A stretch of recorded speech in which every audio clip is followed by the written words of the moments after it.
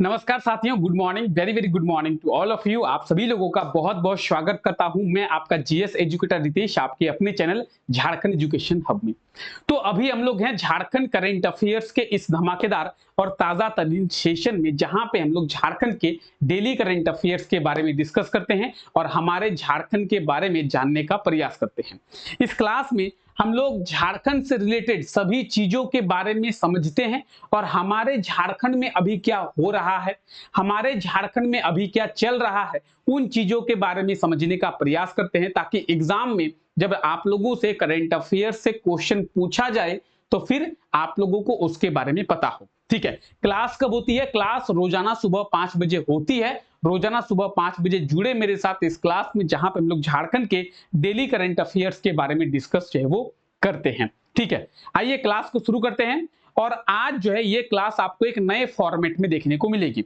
आज हम लोग सबसे पहले करंट अफेयर्स के बारे में बात करेंगे, करंट अफेयर्स के बारे में समझने का प्रयास करेंगे। उसके बाद हम लोग उन करंट अफेयर्स से रिलेटेड कुछ क्वेश्चंस को देखेंगे और आपको उसका सही आंसर कमेंट करके बताना है कि उसका सही आंसर क्या होगा। इससे आपको पता चलेगा कि अभी थोड़ी देर पहले जो करंट अफेयर्स आप समझे वो आपको याद रहा या नहीं रहा। ठीक है, अगर नहीं समझ में आया, चलिए क्लास को शुरू करते हैं। उसके बाद आप लोग कमेंट करके जरूर बताएंगे कि कौन सा फॉर्मेट आपको सही लगा, आज वाला नया फॉर्मेट या फिर जो हम लोग इतने दिन से करते आ रहे हैं उसी फॉर्मेट को। ठीक है, सबसे पहले हम लोग बात करेंगे।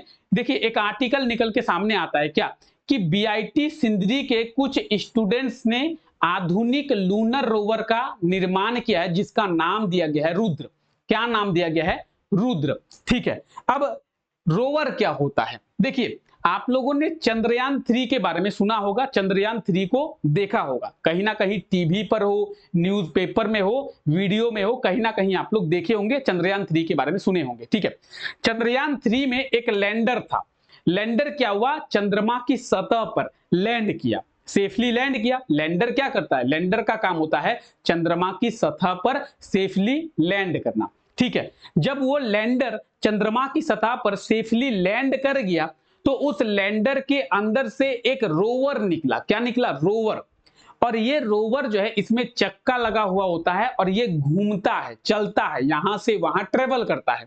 अब इस रोवर का काम क्या है? ये रोवर चंद्रमा की सतह पर घूम घूम कर इंफॉर्मेशन कलेक्ट किया, पिक्चर्स कलेक्ट किए, और वो जो इंफॉर्मेशन है वो इसरो तक भेजने का काम जो है इसी रोवर का होता है। तो कुछ इसी प्रकार के एक रोवर का निर्माण किया गया है। किसके द्वारा? बीआईटी सिंदरी के कुछ स्टूडेंट्स के द्वारा। इसका नाम क्या रखा गया है? रुद्र रखा गया है। नाम क्या रखा गया है? रुद्र रखा गया है। ये आप आर्टिकल को पढ़ सकते हैं। ठीक है, और अगर बात करें आपको वो रोवर देखना है तो कुछ इस प्रकार का रोवर है जो बीआईटी सिंदरी के स्टूडेंट्स के द्वारा मिलकर तैयार किया गया है, जिसका नाम रखा गया है रुद्र। क्या नाम रखा गया है? रुद्र। ठीक है, अगर हम लोग बात करें, आपसे अगर एग्जाम में पूछा जाए कि बीआईटी सिंदरी के द्वारा जो रोवर का निर्माण किया गया है उसका नाम क्या है, बीआईटी सिंदरी के स्टूडेंट्स के द्वारा जो रोवर का निर्माण किया गया है उसका नाम क्या है, तो उसका नाम हो गया क्या? रुद्र। क्या नाम हो गया? रुद्र। ठीक है, रोवर तो कुछ इस प्रकार का रोवर है, आप लोग देख सकते हैं। बीआईटी सिंदरी की बात करेंगे। ठीक है, तो ये रोवर है। देखिए, सबसे पहले ये क्या है? ये आपको दिख रहा है लैंडर, और लैंडर से ये आप निकल कर देख रहे हैं, ये है रोवर। क्या है? ये है रोवर, ये है लोवर, ये है लैंडर। तो ये जो रोवर है इसमें चक्का लगा हुआ होता है और ये जो है घूम घूम कर इंफॉर्मेशन कलेक्ट करता है। आप देखेंगे ये जो रोवर है इसमें नीचे चक्का लगा हुआ है और ये घूम घूम कर इंफॉर्मेशन कलेक्ट करता है। ठीक है, रुद्र रोवर किसके द्वारा? बीआईटी सिंदरी। बीआईटी सिंदरी, तो ये आप देख रहे हैं बीआईटी सिंदरी। सबसे पहली बात, बीआईटी सिंदरी का फुल फॉर्म क्या है?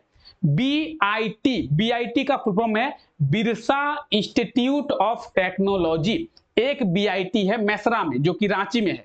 ये बीआईटी सिंदरी कहां पे है? धनबाद में है। रांची में एक है बीआईटी मेसरा, उसका फुल फॉर्म क्या है? Birla institute of technology. तो रांची में जो है वो है बिरला, धनबाद में जो है वो है बिरसा। ठीक है, बीआईटी सिंदरी की स्थापना कब की गई थी? 1949, 1949 में। आप यहां पे देख पाएंगे 1949 में बीआईटी सिंदरी की स्थापना की गई थी। ठीक है, बीआईटी सिंदरी से रिलेटेड सभी चीजें आपको यहां पे मिल जाएगी। अभी डायरेक्टर कौन है? डॉक्टर पंकज राय बीआईटी सिंदरी के डायरेक्टर हैं। तो बीआईटी सिंदरी के बारे में अगर आपको जानना है, आप यहाँ पे डिटेल्स देख सकते हैं। आई होप सो इतना आपको समझ में आ गया। आगे चलकर इसके क्वेश्चंस आपको देखने को मिलेंगे, ठीक है, तो वहां पे हम लोग क्वेश्चन करेंगे। चलिए आगे बात करें। ये था आज का हमारा पहला करंट अफेयर। अब आइए देखिए, फोर्ब्स, फोर्ब्स का नाम आप लोग सुने होंगे। क्या नाम है? फोर्ब्स, ठीक है, ये आप देख रहे हैं। फोर्ब्स क्या है? एक रेटिंग एजेंसी है। क्या है? फोर्ब्स एक रेटिंग एजेंसी है। फोर्ब्स के द्वारा एक मैगजीन पब्लिश की जाती है जिसका नाम है 30 अंडर 30। अब ये 30 अंडर 30 क्या है? 30 से कम उम्र के 30 लोगों का एक लिस्ट जो है वो फोर्ब्स जारी करता है, ठीक है। सर किन लोगों का? जो लोग अच्छा इनोवेटिव काम किए हैं, ठीक है। 30 से कम उम्र के वो 30 लोग जिन्होंने अच्छा इनोवेटिव काम किया है, उनकी एक लिस्ट जो है वो फोर्ब्स के द्वारा जारी की जाती है। इस लिस्ट में झारखंड के 2 लोगों को फोर्ब्स के द्वारा शामिल किया गया है, ठीक है। इस लिस्ट में झारखंड के 2 लोग। तो आप यहाँ पे ये आर्टिकल देख सकते हैं कि फोर्ब्स के द्वारा जो सूची जारी की गई है उसमें झारखंड के 2 लोगों को शामिल किया गया है। एक जो है झारखंड के रांची के रहने वाले हैं और एक जो है झारखंड के बोकारो के रहने वाले हैं, ठीक है। ये 2 लोग कौन कौन है? देखिए, यशु अग्रवाल, इन्हें जो है इस लिस्ट में 3 नंबर पे रखा गया है और उदिता पाल, इन्हें इस लिस्ट में 10वें नंबर पर रखा गया है। यशु अग्रवाल की बात करेंगे तो ये जो है झारखंड के रांची के रहने वाले हैं और बात करेंगे उदिता पाल की तो ये जो है झारखंड के बोकारो की रहने वाली है।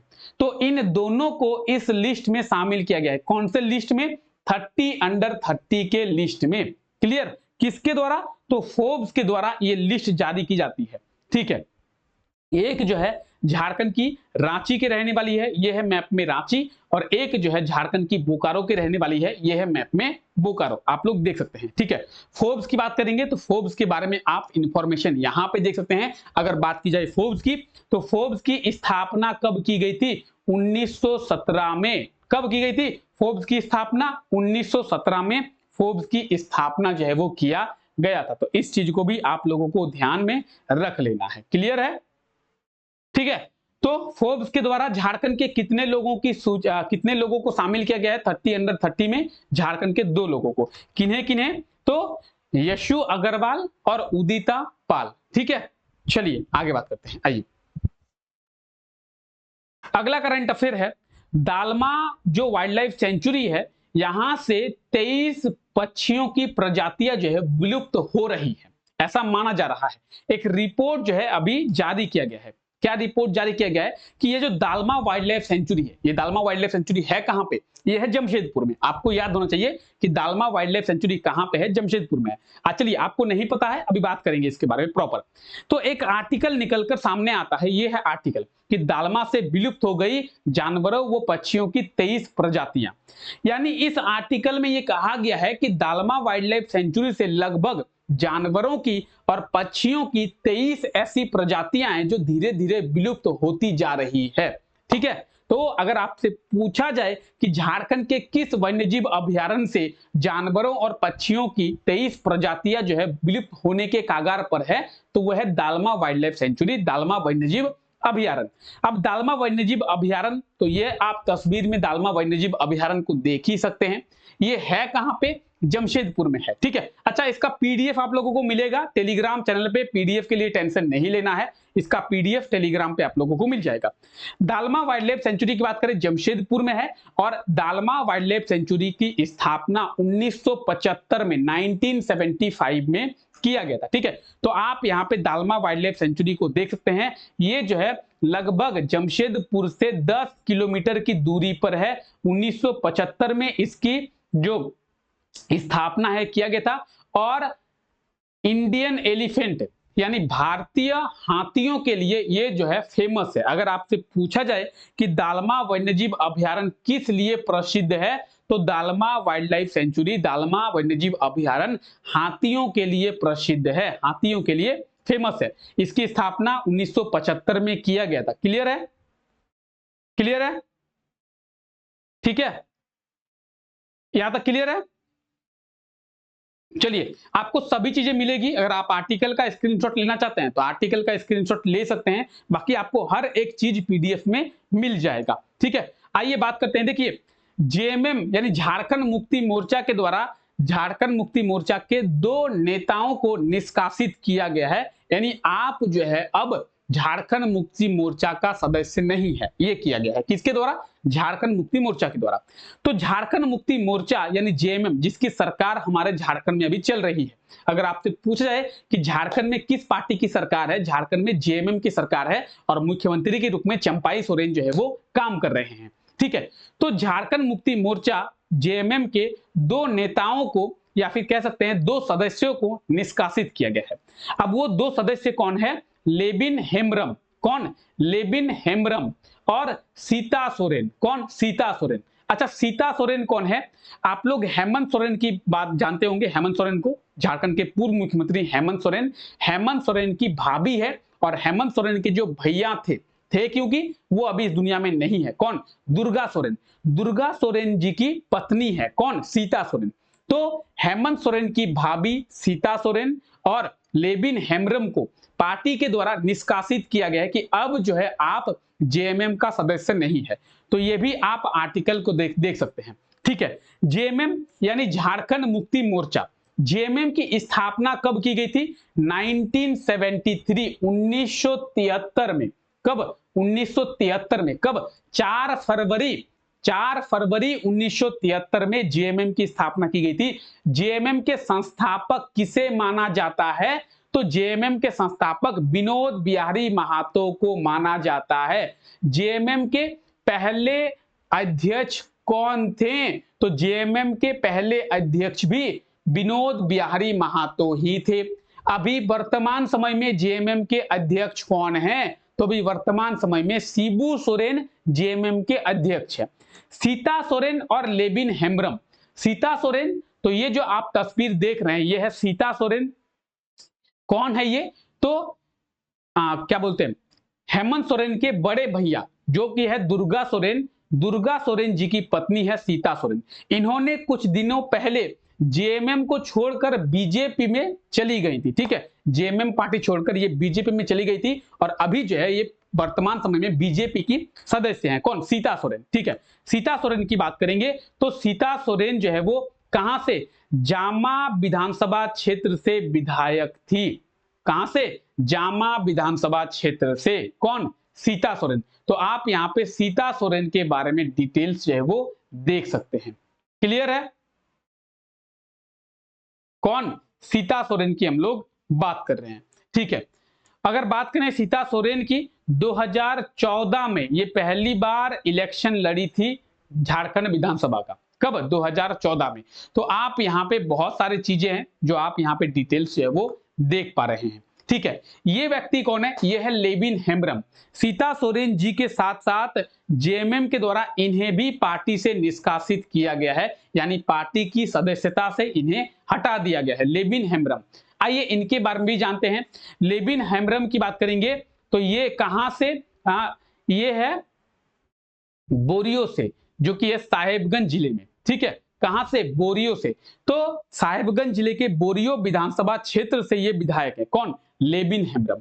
तो जामा से कौन विधायक हैं? सीता सोरेन। और बोरियो से कौन विधायक हैं? तो लेबिन हेम्ब्रम। दोनों के बारे में आपको याद रखना है। क्लियर? दोनों को पार्टी के द्वारा निष्कासित किया गया है। तो ये कुछ आज के करंट अफेयर्स थे, आप यहाँ पे देख पा रहे होंगे। ये है सीता सोरेन। ठीक है, तो ये कुछ आज के करंट अफेयर्स थे जिनके बारे में हम लोग अच्छे से डिटेल में डिस्कस किए। आइए इनसे रिलेटेड कुछ हम लोग क्वेश्चंस को करते हैं ताकि देखते हैं आपको चीजें याद है कि नहीं। बीआईटी सिंदरी की स्थापना किस वर्ष किया गया था? क्या होगा सही आंसर? अभी हम लोग बीआईटी सिंदरी के बारे में डिस्कस किए।